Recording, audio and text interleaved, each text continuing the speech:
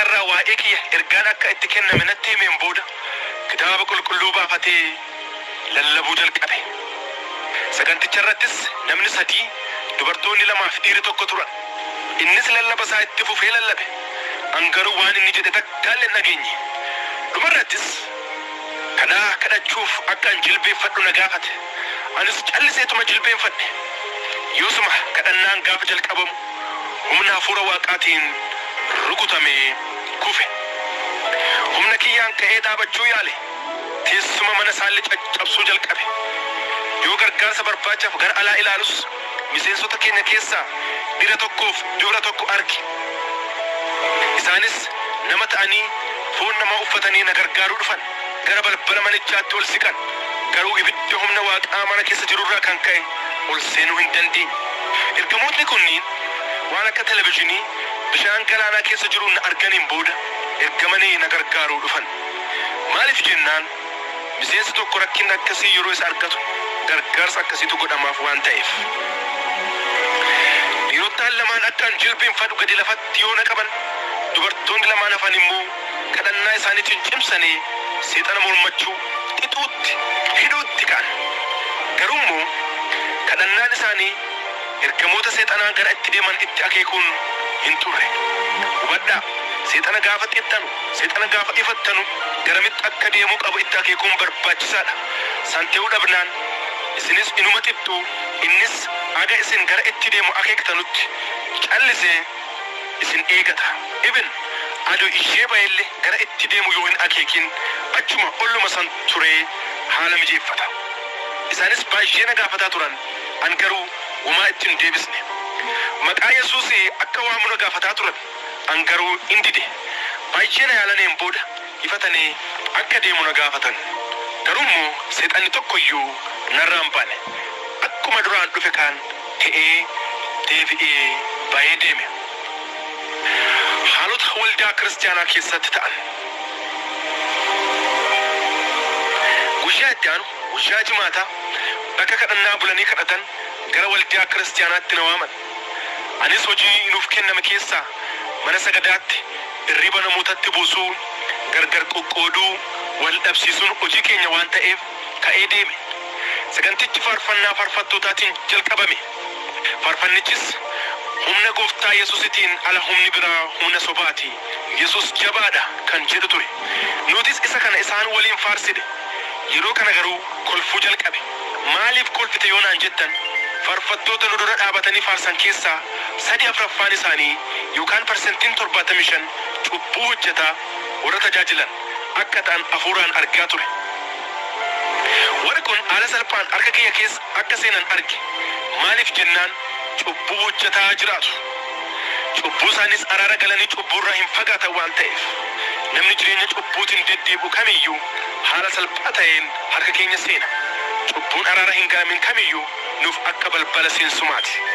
Anis kokkolfaa isaan wajjin harka dhawaa faarsuu jalqabe. Asirratti waan tokko isin hubachiisuu barbaada. Kiristaanotni yeroo hundumaa kadhannaa araaraatiin sagantaa isaanii jalqabachuu akka qaban. Kiristaanotni yeroo hundumaa kadhannaa araaraatiin sagantaa isaanii jalqabachuu akka qaban dubbachuu barbaada. Yoo cubbuu isaanii araara galanii dhiiga Yesuus Kiristoositiin of qulqulleessan, ergamootni seexanaa kamiyyuu humna dhabu. Lafa sanii baqatanii ba'u. Bakka cubbuun hin jirretti seexanni humna hin qabaatu. Humni waaqaa dhoggamaaf gufuu tokko malee gidduu isaanii jiraata waan ta'eef. Irra isinii deebi'a isa kana. Kiristaanotni yeroo hundumaa kadhannaa araaraatiin sagantaa isaanii jalqabachuu akka qaban isin hubachiisuu barbaada. Kiristaanotni yoo cubbuu isaanii araara galanii dhiiga Yesuus Kiristoositiin of qulqulleessan, ergamootni seexanaa kamiyyuu humna dhabu. Lafa sanii baqatanii ba'u. Bakka cubbuun hin jirretti seexanni humna hin qabaatu.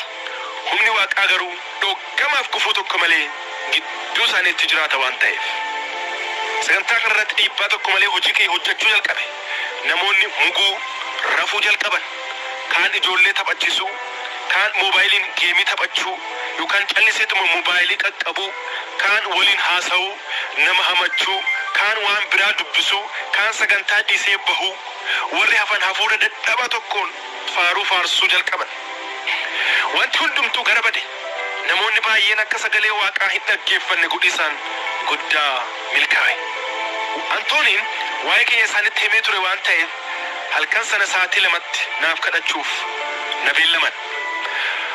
Akkuma sagantaa sanatti an seeneen yoosuma dhiiga Yesuusii yaamaa kadhannaa jalqaban. Anillee humna dhabee haala kiyya hundumaa itti hime. Ani miseensa ergamtoota seexanaati. Hojii isaanii hojjedhaa.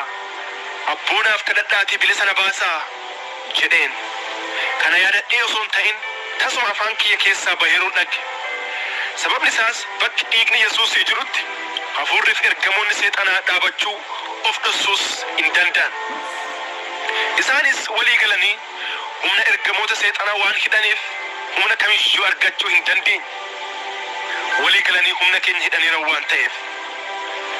Kiristaanotni gaafa kadhatan jireenya qulqullummaatiin jiraatanii tokkummaa qabaatanii walii galanii yoo kadhatan aangoo isaaniif waaqarraa kennameen yoo humna keenya hidhan nuti tochoos hin dandeenye. Dhokachuus jalaa miliquus gargaarsa argachuus hin dandeenye. Yeroo kana obboleettiin takka kaatee dhaabattee hafuuraan akkas jette. Namootni kana godhuuf hin malle asi gula hin dhiyaatinaa jette. Garuu waan isiin jedhuu barbaadde kana namoonni baay'een hubachuu hin dandeenye. Kiristaana cubbuun jiraatu tokkoof seexana baasuuf yaalise baay'ee balaa cimaa qaba. Boodarra namoonni baay'een bahanii adeeman. Namoonni muraasni garuu naaf kadhachuuf dhufan. Yoo isaan maqaa Yesuus Gooftaatiin jedhanii naaf kadhachuu jalqaban sagaleen duu jedhu keessa kiyyatti dhaga'amuu jalqabe. Sana boodas lafarratti kufe. Yoosuma hafuurotni balali'oon keessa kiyyatti sosocho'uu jalqaban. Anis garaa kiyyaan lafa jala loohuu jalqabe. Haala an keessa jiru kanas isaan hafuuraan hubachuu hin dandeenyeeyyuu. Itti fufees humna addaatiin guutamee lafaa ka'ee dhaabadhee isaanin loluu jalqabe. Hafuurri hamaanis hafuurri xuraa'aan seexana na keessa jirus muraasni na keessaa bahee warra kadhataa jiran keessaa isa tokkotti seene. Namni sunis ana fayyisuuf jecha isaantuu garagalee isaan loluu isaan tumuu jalqabe. Namoonni kaanis isa waliin yeroo fixuu hin barbaanne isaa fi warra biraa kan sodaatan kutaa san keessaa baasanii gara kutaa farfattootaatti galchuun balbala itti qollofan, balbala itti cufan. Haalli kun hamma ganama sa'aatii tokkootti itti fufe. Ganama gula anfoon kiyyaa waan dadhabeef dadhi jedhe hin callise. Yeroo kanas warri kadhannarra jiran kun maqaa keessan dubbadhaa isin eenyu jedhanii ijaan na gaafachuu jalqaban. An garuu calluma jedhe. Baay'ee na gaafatanii deebii narraa dhabaniin booda hafuurichi gadhiiseera jedhanii kadhannaa godhanii gargari bahan. An garuu foon kiyyaan baay'ee dadhabee waan tureef hamma dallaa mana sagadaatii gad bahuu hin dandeenyetti baay'ee dadhabe. Garuu akkuma ta'ee gad bahe. Akkuma dallaa sana keessaa baheen garuu humna argadhe. Kun kan ta'eef hafuurotni seexanaa muraasni narraa bahanii turan gara kiyyatti deebi'uu isaaniitiif. Sana booda warra waldichaatti tajaajiltoota sanatti baay'ee aare. Haaloo baafachuu qaba jedhee murteeffadhe. Warri kun na arrabsaniiran jedhee of amansiise.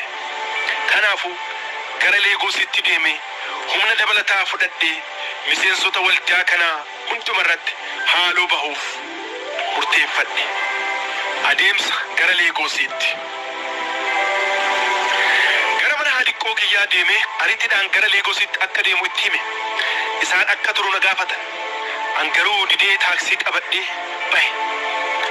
Osoo gara bakka buufata xiyyaaraa deemaa jirru maqaa duri ijoollummaa kiyyaatiin ni kam jedhee namni na yaame. Anis maqaa kanaan kan na waamaa turte haadha kiyya qofa turte. Amma garuu isiin hin jirtu.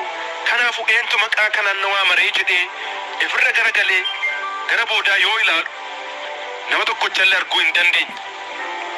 Warri bishaan Abbayyaa kana keessatti waliin hojii seexanaa hojjannullee maqaa Amaanu'eel Amuus jedhamuun na beekan. Osoo haala kana keessatti gaaffiin guutamee jiru ammas irra deebiin sagalee ni kam ammas irra deebitee na kaaduufi kan jedhu dhaga'e. Yoo kana dhaga'u baay'ee rifadhe. Keessi kiyya o'uu qaamni kiyya dafquu jalqabe. Rifuu kiyya kanas warri taaksii keessaa arganii gaaffii itti uume isaan keessaa inni tokko obbo ati duraan nagayaan turre amma maaltu uumamee akkas teete maal nagayaa mootii naan jedhe. Anillee akka nagaya ture boboo mataa tokko iyyuu hin qabu ture jedhee deebiseef. Yoo dabarree magaalaa tokko geenyu iftu achuu dadhabee taaksii keessatti kufe. Achiin itti fufee namoonni hojjaan isaanii dhedheeraa ta'e lamaan yoo na fudhuuf dhufan arge. Mirgaaf bitaa kiyyaan harka na qabanii karaa yookaan daandii burcuqqoo fi sibiila caccabeen guutamerra naan deemuu jalqaban. Yoo deemnus burcuqqoonni fi sibiilonni kunniin miila kiyya waan kukkutaniif ishuu jalqabe. Isaan garuu waan tokko yoo hin dubbatan. Osoo itti fufnee deemnu daandii bal'aa tokko biraan baane. Otoo daandii kanarra ariitiin deemaa jirru isaan keessaa tokko ati beeki nama baay'ee barbaadamu naan jedhee adeemsa keenya itti fufne. Baay'ee deemneen booda galma walgahii namni baay'een keessatti walitti qabame bira geenye. Atoo gadi gara galmichaatti gad seennu keessa galmichaatiin gara keessaa isa galchaa gara keessaa isa galchaa sagalee jedhu dhagahe. Gara keessaa na galchaniin booda qofaa kiyya achitti na dhiisanii bahan. Galma kana keessatti waan arge dubbatiisaaf guddaan rakkisa. Garuu haga dandeetti isiniif ibsisaaf yaala. Galmichi baay'ee bareedaa akkasumas hojjaa isaatiin dheeraa ta'uu isaarra kan ka'e dhuma isaa fiixee isaa argisaaf nama rakkisa. Garuu immoo gara gidduu isaatti siqeen booda dhuma isaa arguu danda'e. Dhuma hojjaa isaatti bakka itti ciincaa dhiyeessan yookaan masawwiyaa qaba. Achittis ji'aaf urjiileen ifa aduutiin marfamanii arge.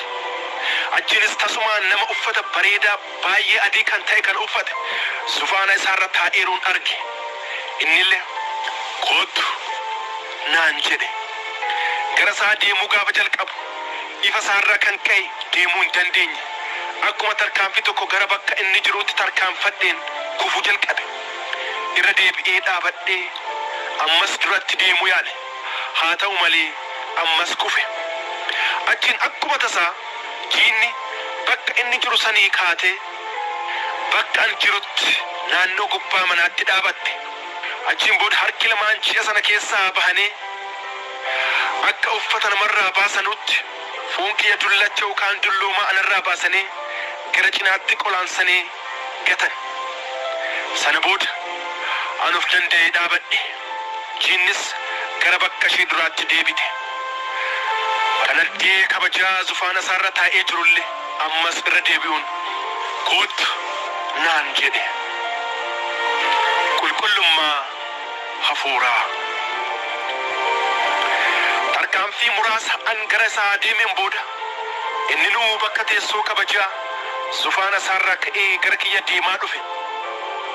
Achiin miila kiyya lamaanuu narraa buqqisee waan qulqullaa'aa hin ta'in keessaa jigseen duuba bakkatti deebisee karoorse. Harka kiyyallee akkasuma godhee deebisee bakkatti karoorse bakka isaaniitti deebise.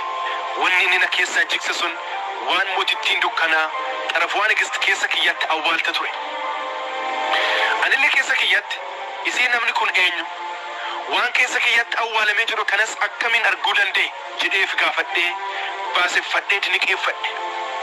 Achiin gara bakka isaatti deebi'ee amma kootu naan jedhe. Anis yoo deemuu jalqabu wanni akka golgaa yookaan qirfiitii waa'ee ilaaf qaama kiyya hundarraa harca'uu jalqaban. Haa ta'u malee osoo bakka ciincaa itti dhiyeessan bakka masawwiyaa sana osoo hin ga'in wantootni narraa harca'an kunniin hin dhaabatan. Innis garam deemta naan jedhe. Anis deebisee hiriyaa kiyya gaafatiisaaf gara magaalaa Ontoobiyaatti deemisa jira jedheen. Innis kootu haala kee hundumaa sitti hima naan jedhe. Anis waan kana hundumaa gaafa argu dhuguma namni kun hooggantoota kiyya hundumaa Luusiferillee hin caala jedhee yaade. Nama tokko natti agarsiiseen booda waan an keessa kiyyatti qabadhee jiru akka natti agarsiisu itti hime. Namni inni natti akeeke kunis gara kutaa tokkootti na geessee waan gabatee gurraacha yookaan blackboardii fakkaatu tokko na duratti bane. Yoos osoo haalli natti tolee biraa bade guddoo jaaladhe. Maaliif jennaan wanni inni gabatee gurraacha irratti natti mul'ise hundinuu karoora silaa an waldaa kiristaanaa irratti hojjetisaaf baafadhee ture. Namichis kana hundumaa natti mul'iseen duuba gara zufaanaatti na deebise. Kan zufaanarra ta'eerulle achirraa ka'ee harka kiyya na qabatee waan tokko natti mul'isuu jalqabe. Aduu deemnus akkas naan jedhe, ani akka ati fayyituuf malee akka ati duutuuf hin barbaadu, akka ati badduuf hin barbaadu. Kun siif carraa dhumaati. Yoo cubbuu keeti hundumaa arara galtee araaraan gara kiyya deebite malee hin duuta. Amma kootu warra anatti amananii fayyanee fi anatti amanuu didatanii badan bakka jireenya isaanii sitti mul'isa naan jedhe. Yoo inni kana natti dubbatu amma inni Yesuus Kiristoos akka ta'e beeke.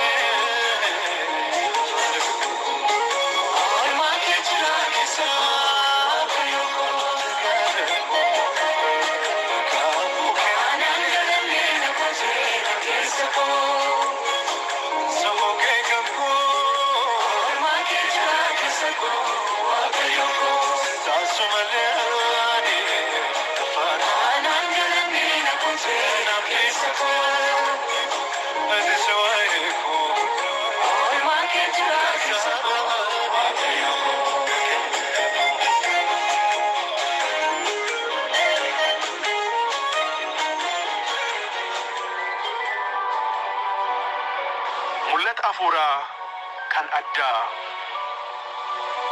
Gara kutaa wayii waliin seenneen booda waan akka golgaa yookaan maggaarrajaa wayii bane. Achi keessaas addunyaa guutuu arge. Namootaaf waan namootni hojjetan hundumaa arge. Kan dhugeeffataniif akkasumas kan hin dhugeeffatin waan isaan hojjetan arge. Achiin gara kutaa biraatti deemne. Ammas golgaa yookaan maggaarrajaa bane. As keessaa immoo waan baay'ee nama gaddisiisu arge. Namootni sansalataan hidhamaniiran. Warri kun Farisaawiyyoota naan jedhe. Farisaawiyyoota jechuun warra humna waaqaa mormatan, warra gubbaa qofaan nama waaqaa fakkaatan, garuu hojiin isaanii kan waaqa gammachiisu kan hin turre, warra fakkeessee falakkeessee jiraatu. Namootni kunniin gadda cimaa keessa jiran. Innis warri kun haaluma kanaan haga gaafa guyyaa murtee dhumaa turan naan jedhe. Gara kutaa sadaffaattis ceene. Golgaa yookaan maggaarrajaas bane. Asitti immoo waan addaa kan baay'ee nama gammachiisu. Namootni uffata adii baay'ee bareedaa kan ture uffatanii isaanii gammadaa burraaqanuun arge. Yoos akkas jedhee isa gaafadhe, warri kun eenyu faadha isaan jedheen. Innis deebisee, warri kun warra anatti dhugeeffatanii fayyane aga guyyaa murteetti akkas gammadaa burraaqaa badhaasa isaanii eegatu naan jedhe. Gara kutaa afuraffaatti seennee golgaa yookaan maggaarrajaa banee wanni natti agarsiise waan baay'ee guddoo nama rifachiisaati, waan baay'ee nama sodaachisaati. Dhaggeeffattoota kiyya, dhuguma isiniin jedha, kana isinitti ibsuun guddoo na rakkisa. Magaalli tokko guutummaan waan ibiddaan gubatte fakkaata. Dhuguma ibiddi gaannemi baay'ee nama sodaachisa. Ilaana dhaga'i, lafa jirtutti barumsa sobaa kan du'aan booda womaa hin jiranu, namni du'eetuma badaa. Mootummaan waaqaa kan bara baraas ibiddi gaannemis wanti jedhaman hin jiranu. Barumsa jedhamu dhageettee yoo fudhattee jiraatte kunoo ani amma gorsa siif qaba. Dhuguma dhugaa waaqaa sitti hima, mootummaan waaqaa hin jirti. Ibiddi gaannemi kan bara baraas akkasuma lamaanuu hin jiran. Gooftaan Yesuus wanni inni lafa kanarratti waa'ee warra kana lamaanitu barsiisaa tureef kanumaaf. Kanaafu ammas irra deebi'ee sitti hima, dhuguma dhugaa kan waaqi lafaaf samii dhaggitu kana dadeenu, dhuguma dhugaa kan waaqi lafaaf samii dhaggitu kana uumeen kakadhee sitti hima. Ibiddi gaannemi hin jira. Ila tiyya tanaan dhaggee an kunoo dhugaa siif baay'isa jira. Akkasumas immoo mootummaan bara baraa kan warra qulqullootaaf, kan warra gooftaa Yesuus Kiristoositti amananii fayyanii qophaa'es akkasuma jira. Anillee itti fufee gooftaa akkas jedhee gaafadhe, isin wanni an amma dhaggeessaa jiru kun maan jedheen? Innis akkas naan jedhe, bakki ati amma dhaggitu kun kan qophaa'eef seexanaaf ergamoota isaa hundumaaf, akkasumas yaamitti fayyinaa godhamee fi anatti amanuu warra didaneetiif, warra sagalee dubbii waaqaatiif ajajamuu didaneetiif, warra cubbiyyee, warra lubbuu namaa ajjeesuuf, warra sharmuuxuuf yookaan warra sagaagaluuf, warra adeemsa itti uumaman irraa goranii dhiira waliin rafuuf, dubartii waliin raftuuf, warra waaqa dharaa kan sobaa waaqessanuuf, warra sobdootaaf, warra hamootaaf, warra hatuuf, warra dhugaatii fi sirba biyya lafaatiin seexana waaqessuuf, warra gara mana hojii xinqolaa deemanii seexana waaqessuuf, warra cubbiyyee anatti amanuu didan hundumaaf bakka qophaa'e, bakka ibidda itoonii kan bara baraatis. Inni kunis du'a lammaffaatii naan jedhe. Achiin gara kutaa shanaffaatti qaxxaamurree yoo golgaa yookaan maggaarrajaa banu wanni an dhagge waan addaa baay'ee nama gammachiisu bakka kabajaaf ulfina guddaa jedhamee ibsamuu danda'u qofa. Akkuma nama gaara gubbaa dhaabatee gubbaa gadi laaluu fakkaata ture. Magaala haaraa arge. Magaalittiin illee baay'ee bal'oo fi bareedduu turte. Daandiin yookaan karaan keessa deemanullee warqii irraa kan hojjetame ture. Gamoowwan achi keessa jiranus baay'ee adda turan. Gamoowwan lafa kanarra jiran kamiyyuu isaaniin dorgomuu hin danda'an. Gooftaaleen akkas naan jedhe. Kun abdii qulqullootaati. Ati as taa'uu hin barbaaddaa naan jedhe. Anis ariitiidhaan jedhee deebiseef. Kana booda gara bakka teessoo zufaana isaatti deebi'ee akkas naan jedhe. Amma deemiitii waan asiif godhe sitti agarsiise kana hundumaa dhugaa ba'i. Namootatti dubbadhu naan jedhe.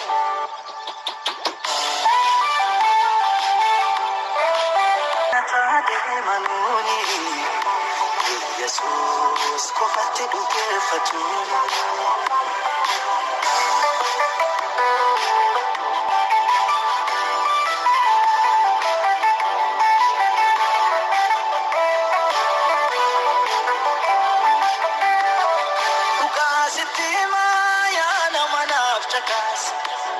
Sobaaf dhugaa ilaalee adda baasi. Booriin gaabbitaa jireenya irratti hin qoosi. Si waamaa jira kootu garaa Yesuusi. Booriin gaabbitaa jireenya irratti hin qoosi. Si waamaa jira kootu garaa Yesuusi. Iyyee lafaan tuutuun soofte dansaa fakkaatti. Harka nagaa fakkaate boori diina si'aati karoomna malee gowwaan ta'ine yaada gaarii siif qabatee tabbaarii biyya lafaan tuutuun soofte dansaa fakkaatti. Harka nagaa fakkaate boori diina si'aati karoomna malee gowwaan ta'ine yaada kabake tabani haraaf dukani